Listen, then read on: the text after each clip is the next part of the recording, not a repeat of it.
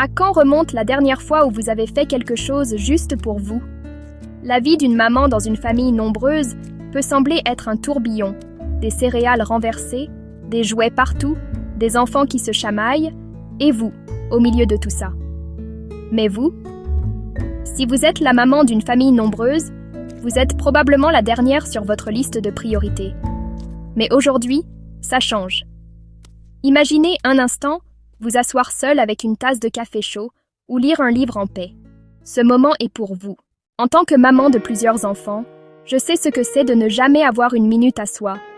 Chaque jour est fait de repas, de désordre, de trajets scolaires et de routines du soir. Et à un moment donné, on s'oublie. On devient des expertes en jonglage, mais parfois, on laisse tomber nos propres besoins. Laissez-moi vous raconter une histoire. Un soir, après avoir nourri, lavé et couché tout le monde, je me suis assise sur le canapé et j'ai réalisé que je ne m'étais même pas encore brossé les dents. J'étais tellement concentrée sur les besoins de tous que j'avais complètement disparu de ma propre vie.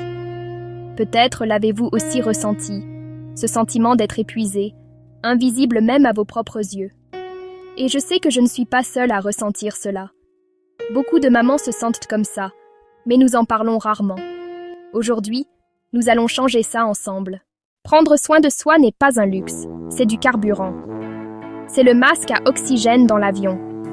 Vous ne pouvez pas verser d'une tasse vide, et votre famille a besoin que vous soyez au top. Prendre soin de vous n'est pas égoïste, c'est vous assurer d'avoir de l'énergie et de l'amour à donner.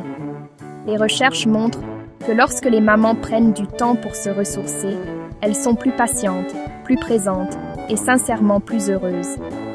Les mamans reposées sont plus susceptibles de répondre avec gentillesse, de profiter des petits moments et de modéliser des habitudes saines pour leurs enfants.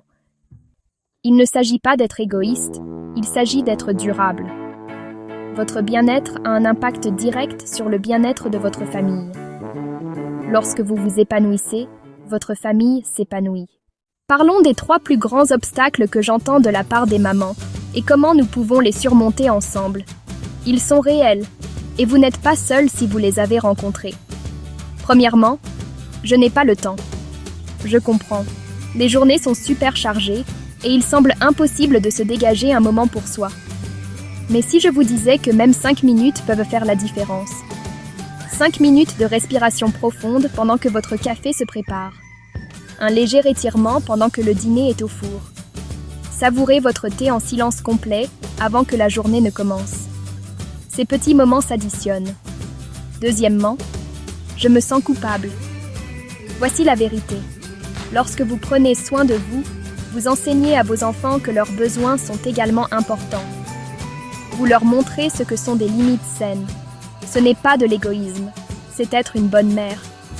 Lorsque vos enfants vous voient prendre soin de vous, ils apprennent à valoriser leur propre bien-être.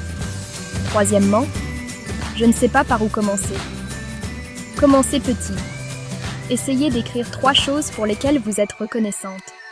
Mettez votre musique préférée et dansez dans la cuisine. Faites le tour du pâté de maison seul.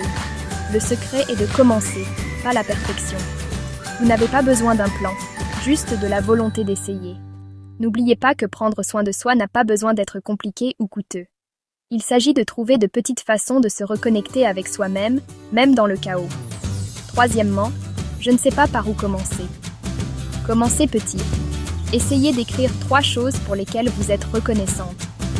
Mettez votre musique préférée et dansez dans la cuisine. Faites le tour du pâté de maison seul. Le secret est de commencer, pas la perfection. Voici quelques idées réelles et pratiques qui s'adaptent à votre vie. Ce sont des micro-moments de bien-être que vous pouvez essayer, même avec la maison pleine d'enfants. Un masque facial de 5 minutes pendant que les enfants regardent leur programme. C'est un petit geste, mais il peut vous faire sentir rafraîchi. Faites le tour du pâté de maison seul.